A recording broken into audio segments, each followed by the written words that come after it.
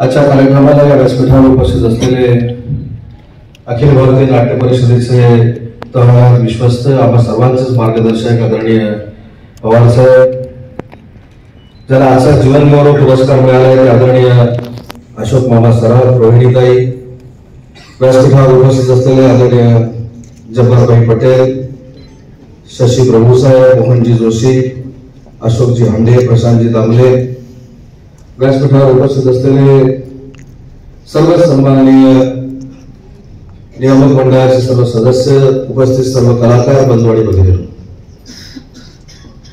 खरं तर मुंबई पोलीस आयुक्तांनी भाषण केल्यानंतर आम्ही आता काय बोलावं हेच मला कळत नाही, पण मी देखील निश्चय केलेला आहे की आपल्या निर्मितीनंतर आपण एक चांगलं नाटक लिहावं, त्याची निर्मिती मी 100% केली आणि कलाकार कोण असतील हे जबाबदारी तुम्ही ठरवा. कारण मी मगाशीच सांगत होतो की एक 2-4 दिवसापूर्वी पोलीस आयुक्त म्हणून त्याने एक भाषण केलं पोलिसांसाठी, आणि ते ऐकल्यानंतर फक्त राजकारणातच कलाकार असतात अशातला भाग नाही, तर पोलीस खात्यामध्ये देखील कलाकारांना त्याच्यावर शिक्कामोर्तब करून टाकलं. आणि आजचं देखील आपण त्यांचं भाषण बघितलं. मला खरोखरच तुम्हाला मनापासून धन्यवाद दिले पाहिजेत की अधिकाऱ्यामध्ये जर कलाकार असेल तर तो जनतेची सेवा कशी करू शकतो याचं मूर्तिमंत उदाहरण तुमच्या रूपाने आम्ही सगळ्यांनी बघितलेलं आहे. तुमच्या घरामध्ये लग्न असताना दुसऱ्या दिवशी लग्न आहे आणि स्वतःच्या जबाबदारीचं कर्तव्याचं पालन करत असताना तुम्ही 12 वाजता रस्त्यावर होता. हा आदर्श मला असं वाटतं की प्रत्येक क्षेत्रातल्या माणसाने घेतला पाहिजे. प्रशासकीय नाट्यगृह आपण सगळी बांधली पाहिजे, बांधायची आहे, त्याच्याशी मी देखील सहमत आहे. परंतु आवर्जून एक सांगितलं पाहिजे पवार साहेब की निवडणुका झाल्या, निवडणुकीनंतर प्रशांत दामले साहेब नाट्य परिषदेचे अध्यक्ष झाले आणि आम्हाला सगळ्यांनाच एक दिलासा मिळाला. 1 वर्ष झालं असेल निवडणूक, 1 वर्षामध्ये एकही तक्रार पवार साहेबांकडे गेली नाही आणि एकही वर्षात कोण कोर्टात गेला नाही. त्याच्यामुळे तुमचं काम अतिशय चांगलं आहे. काही थोड्याफार बरोबर असतील तर पवार साहेब मी आणि शशी प्रभू काकांना सोडवतो, परंतु मागच्या 5 वर्षामध्ये जी काय आपल्याला कायमस्वरूपी मध्यस्थी करायला लागायची होती ती आता प्रशांतच्या निमित्तानं लागत नाही. अशोक हांडे साहेब कमी नाही असं मला जाहीरपणाने इथे सांगितलं पाहिजे. आणि म्हणून प्रशांतजी मी सुरुवात नाट्यगृहाची तुम्हाला सांगत असताना रत्नागिरीत केली. आदरणीय पवार साहेबांनी जेव्हा पहिली बैठक घेतली आणि निर्णय झाला की यशवंत नाट्य मंदिर अतिशय चांगल्या पद्धतीनं साकारलं पाहिजे. आणि आपल्याला आठवत असेल की पवार साहेबांच्या मार्गदर्शनाखाली मच्छिंद्र कांबळेंनी याच्यासाठी पुढाकार घेतलेला होता आणि त्याच्यानंतर या नाट्यगृहासाठी स्वतःचा वेळ खर्च करून काम करणारा जो पहिला अध्यक्ष आम्ही जो बघितलाय तो प्रशांत दामलेच्या रूपानं बघितलाय. म्हणून विश्वास म्हणून आम्हाला सगळ्यांना तुम्हाला धन्यवाद दिला. आता काही लोक आमच्याकडे तक्रार करतात की कधी कधी प्रशांत दामले सुद्धा डायरी बघूनच कार्यक्रम लावतात. म्हणजे नावं मी तुम्हाला सांगत नाही,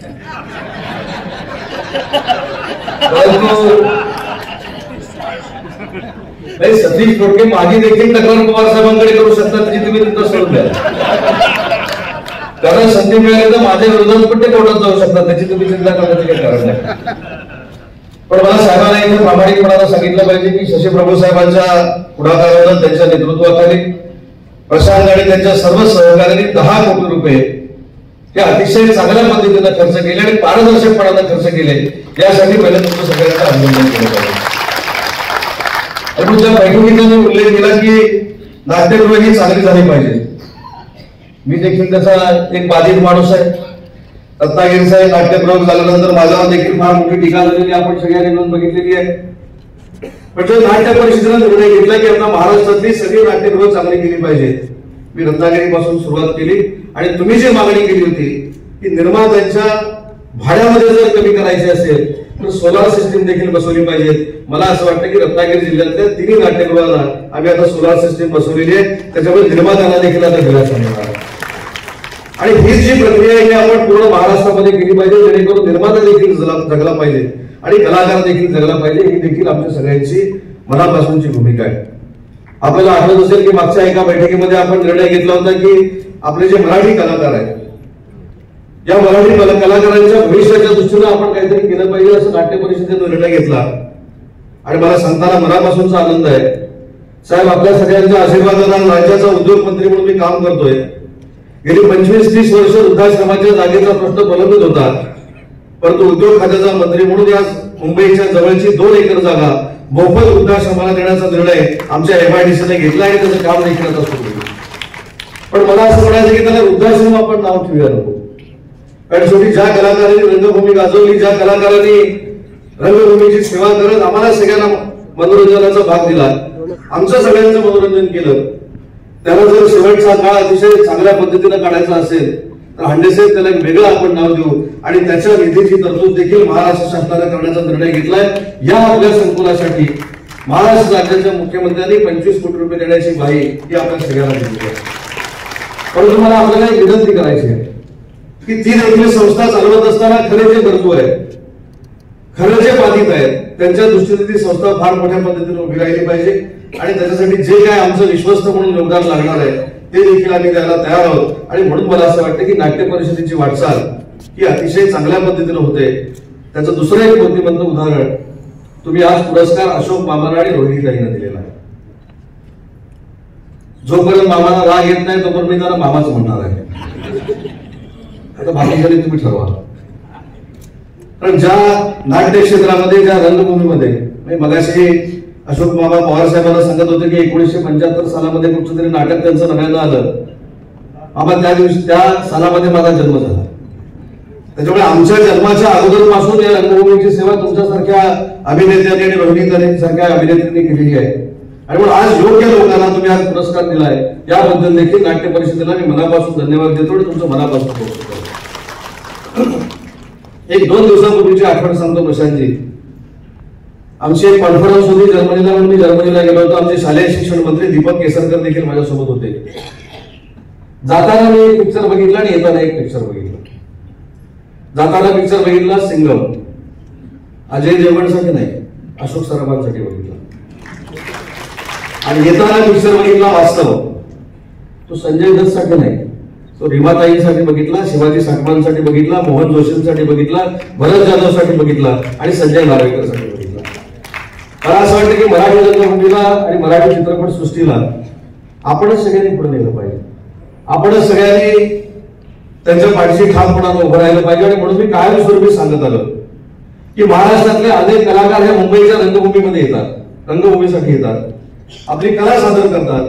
पण मला पुन्हा एकदा सगळ्या जमलेल्या हजारो कलाकारांना एक विनंती करायची आहे की ज्या शहरातनं तुम्ही मुंबईमध्ये येता, ज्या तालुक्यातनं तुम्ही मुंबईमध्ये येता, ज्या गावातनं तुम्ही मुंबईमध्ये येता, त्या गावात कलाकार पुन्हा एकदा मराठी निर्माण करण्याची जबाबदारी देखील अशा कार्यक्रमांना आपण सगळ्यांनी स्वीकारली पाहिजे. तरच खऱ्या अर्थानं मराठी रंगभूमी आणि मराठी चित्रपट सुदृढ होईल असं समजणारा मी कार्यकर्ता आहे. आणि म्हणून जसं राजकारणाने आत्मपरीक्षण केलं पाहिजे तसं आपण सगळ्यांनी आत्मपरीक्षण केलं पाहिजे की माझ्या मागून किती लोक रंगभूमीवर आली, माझ्या मागून मी किती लोकांना मार्गदर्शन करून रंगभूमीवर आणलं. आज आपण हिंदी चित्रपट सृष्टीमध्ये काम करत असताना अन्य गोष्टी सांगतो, पण आपण जर मराठी रंगभूमीवर आणि मराठी चित्रपट सृष्टीवर ताकद निर्माण केली प्रशांतजी, तर मला असं वाटतं की आपल्यामध्ये देखील हिंदी चित्रपट सृष्टीला पाठीमागे टाकण्याची ताकद आहे. जे मोहनजींनी करून दाखवलं, जे रीमाताईंनी करून दाखवलं, जे अशोकजींनी करून दाखवलं, ते मराठी कलाकार देखील करू शकतात. पण आपण कुठं कॉम्प्रोमाइज करायचं आणि कुठं कॉम्प्रोमाइज करायचं नाही हे जर आपल्याला कळलं तर मराठी रंगभूमी एवढी सुदृढ आणि ताकदवान रंगभूमी या जगाच्या पाठीवर कुठं नाही असं समजणारा मी एक कार्यक्रम. आणि म्हणून मला असं वाटतं की हा कार्यक्रम फार ताकदीने आपण केलाय. आज अनेक तुमच्या महत्वाच्या काही गोष्टी देखील नाट्य परिषदेच्या माध्यमातून आम्हाला सगळ्यांना घेऊन करायच्या आहे. त्याच्यामध्ये मगाशी कोणीतरी सांगितले की FSI जो वाढलेला आहे तो देखील आपल्याला चांगला युटिलाइज करून अजून कलाकारांना काही या ठिकाणी बांधकाम करून द्यायचंय, अजून काही अन्य गोष्टी असतील. पण हे करत असताना माझी पहिल्या दिवशीपासूनची एक मागणी आहे जे मी म्हाडाचा अध्यक्ष असताना करू शकलो नाही. प्रशांतजी, माझी आपल्याला एक विनंती आहे. आज अशोक मामांचा सत्कार झाला, रोहिणीताईंचा सत्कार झाला, पण या अनेक कलाकारांचं स्वप्न आहे आणि बॅचलर आर्टिस्टचं स्वप्न आहे ते म्हणजे स्वतःच्या घरांचं. आणि त्या स्वतःच्या घरांचं स्वप्न साकार करण्यासाठी अखिल भारतीय नाट्य परिषदेने देखील पुढाकार घेतला पाहिजे. कारण तुमच्याकडे चेहरा आहे, तुमच्याकडे चेहरा आहे, तुमच्या चेहऱ्याला लोक घाबरतात. तुम्ही एखादा आंदोलन जर छेडलं त्याचं उदाहरण देखील मी आपल्याला सांगतो, तर त्याचे कुठेतरी आपल्याला काहीतरी मिळू शकतं. म्हाडाचा अध्यक्ष असताना मी 300 घरांचा एक प्रकल्प आपल्या मराठी कलाकारांसाठी ठेवलेला होता. आजही तो जिवंत आहे, आजही जिवंत आहे. जर आपण पुढाकार घेणार असाल तर पवार साहेबांच्या आणि आपल्या सगळ्या विश्वस्तांच्या मार्गदर्शनाखाली जे खरोखरच छोटे छोटे कलाकार ज्या मुंबईमध्ये येत आहेत, MFR रिजन मध्ये येत आहेत, त्यांना देखील स्वतःचं घर असलं पाहिजे. त्या बॅकस्टेज आर्टिस्टला देखील स्वतःचं घर असलं पाहिजे. यासाठी आपण एक मोहीम चळवळ म्हणून उभारू आणि पुढच्या 14 जूनच्या अगोदर किमान 50 लोकांना देखील घर, 50 लोकांना तरी आपण घर देऊन दाखवू. अशा पद्धतीचा संकल्प आपण सगळ्यांनी करण्याची गरज आहे. आणि म्हणून मला असं वाटतं की अनेक प्रश्न आपले आहेत, अनेक ठिकाणी निर्मात्यांचे प्रश्न आहेत, अनेक ठिकाणी नाट्यगृहांचे प्रश्न आहेत, अनेक ठिकाणी कलाकारांचे देखील प्रश्न आहेत. आणि या सगळ्यावर जर आपल्याला कुठेतरी काम करायचं असेल तर अखिल भारतीय नाट्य परिषद ही आपली मातृसंस्था आहे. हे जसं आपण मानतो तसं कलाकारांना देखील मानायला शिकलं पाहिजे. आज व्यासपीठावर शरद पवार साहेब बसलेले आहेत. शरद पवार साहेबांचं जसं कला क्षेत्राशी अतिशय जवळचे संबंध आहेत, तसं क्रिकेट क्षेत्राशी देखील अतिशय जवळचे संबंध आहेत. सर, मी प्रशांतने एकदा असं सांगितलं होतं की क्रिकेट बोर्डामध्ये ज्या पद्धतीची नियमावली केली जाते त्याच पद्धतीची नियमावली कदाचित आपल्याला करणं गरजेचे आहे. मी देखील जिल्हा क्रिकेट खेळलेलो आहे, मी देखील रणजी कॅम्प पर्यंत खेळलेलो आहे. परंतु आम्हाला एक बंधन होतं की जिल्ह्याची क्रिकेट स्पर्धा जर चालू असेल असोसिएशनची, त्याचं प्राइस 5,000 रुपये असेल आणि समोरच्या मैदानावर 5 लाख रुपयाची प्रायव्हेट क्रिकेट स्पर्धा चालू असेल तर आम्हाला त्या स्पर्धेमध्ये जाऊन खेळता येत नाही. ते 5 लाखाचं असू दे, 50 लाखाचं असू दे किंवा 1 कोटीचं असू दे, जोपर्यंत आमच्या महाराष्ट्र क्रिकेट असोसिएशनचे किंवा मुंबई क्रिकेट असोसिएशनचे अफिलिएशन मिळत नाही तोपर्यंत त्या संस्थेला किंवा त्या स्पर्धेला काही किंमत राहत नाही, तोपर्यंत त्याची मेरिट शीट तयार होत नाही आणि तो जिल्ह्याला खेळू शकत नाही, तो रणजीला खेळू शकत नाही. मला कलाकारांना एक विनंती करायची आहे की नाट्य परिषदेच्या कार्यक्रमासाठी आज आपण मोठ्या संख्येने जमलाय. खरं तर राजकारण्यांचा आणि नाट्य क्षेत्राचा काही संबंध आहे म्हटलं की पुढारी याच्यामध्ये हस्तक्षेप करतात, अशा पद्धतीच्या बातम्या तयार होतात. पण मगाशी प्रसादजी आपण असं म्हटलं, नाही सीपी साहेब आपण म्हटलं की तुम्ही इथे कार्यक्रमाला आला पण आम्ही सगळे असतो तुम्ही येणार नव्हता असं म्हटलं.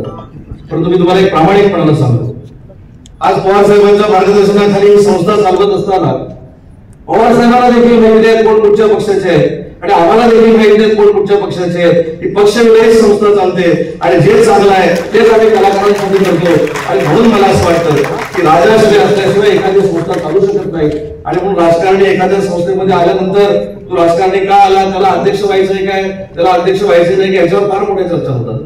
तर मला प्रशांतजी आपल्याला विनंती करायची की सगळ्या लोकांना बरोबर घेऊन आपण ही संस्था इतक्या चांगल्या पद्धतीने चालू की प्रत्येक कलाकार या मातृसंस्थेशी निगडीत असला पाहिजे, त्यांना आपल्या संस्थेचं अफिलिएशन घेतलं पाहिजे. आणि अजूनही जाता जाता फक्त एक विनंती करतो, आता मग तुम्ही म्हटलं की रत्नागिरीचं सांगता समारंभाचं नाट्य संमेलन हे रत्नागिरीमध्ये साहेब देखील त्या कार्यक्रमाला उपस्थित असतील. पण कुठेतरी 2 दिवस ते आपण सोसले पाहिजे, सगळ्या निर्मात्यांनी सोसले पाहिजे. जर मातृसंस्थेचा एवढा मोठा इव्हेंट असेल, मातृसंस्थेचा एवढा मोठा कार्यक्रम असेल तर सगळ्या निर्मात्यांनी 2 दिवस तरी आपल्या सगळ्या गोष्टी बाजूला ठेवून त्या नाट्य संमेलनामध्ये आपण जर सामील झालो तर बघणाऱ्यांची इच्छा काय असते, आम्हाला अशोक मामांना बघायचंय, आम्हाला रोहिणीताईंना बघायचंय, आम्हाला वंदनाताईंना बघायचंय, आम्हाला जब्बारबाईंना बघायचंय, आम्हाला कलाकारांना बघायचंय. जे आम्हाला टीव्हीवर आम्ही बघतो त्यांना आम्हाला समोरून बघायचंय, जवळून बघायचंय. म्हणून सगळ्या कलाकारांनी आलं पाहिजे. हे तिथल्या नाट्य संमेलन घेतलेल्या तिथल्या आमच्या ग्रामस्थांची आणि नागरिकांची मागणी असते. आणि म्हणून आज आपण संकल्प करूया की याच्या पुढची जी नाट्य संमेलन होती त्याला सगळे कलाकार उपस्थित राहतील, सगळे निर्माते उपस्थित राहतील आणि जगातलं मराठी रंगभूमीचं व्यासपीठ हे असं व्यासपीठ आहे की त्याच्यासाठी सगळे भेदावे, सगळे मतभेद, सगळ्या ज्या काही गोष्टी आहेत ते कलाकार असतील, राजकारणी असतील, सगळीच लोक बाजूला ठेवतात आणि या रंगभूमीसाठी एकत्र येतात. अशा पद्धतीचा एक सकारात्मक आदर्श पाडणा आपण सगळ्यांनी मिळून पाडूया आणि तो संकल्प मला असं वाटतं आज आपण या ठिकाणी करूया. एवढीच विनंती व्यासपीठावरच्या सगळ्या मंडळींना मी करतो. पुन्हा एकदा अशोक मामांचं आणि रोहिणीताईंचं मनापासून अभिनंदन करतो. तुम्हाला जीवन गौरव पुरस्कार मिळालाय. मगाशी प्रशांतजी म्हणाले की आज इथे तरुण आहेत, खरोखरच त्या दोघांकडे बघितल्यानंतर आमच्यासारख्या राजकारण्यांना देखील ऊर्जा येते की आम्ही देखील कलाकार म्हणून काम करावं. म्हणजे आम्ही कलाकार नाही याच्यातला भाग नाही.